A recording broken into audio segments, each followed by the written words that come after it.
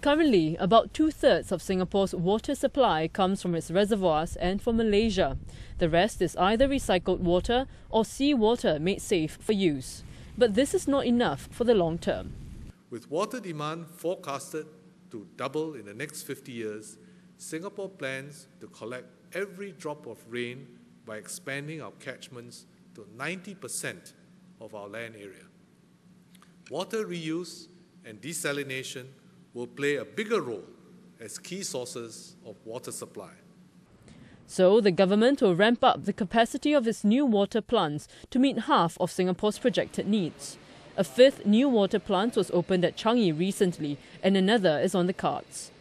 As for desalination, the government aims to raise capacity so that it meets at least 30% of Singapore's water needs by 2060. Now, that's an increase of nearly 10 times from current levels. But the trouble is, desalination is a very energy-intensive process, so research over the next few years will focus on lowering that energy usage.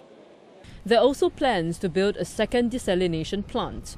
And National Water Agency, PUB, says more than 5 sites have been identified for future facilities. But in the long term, conservation is key.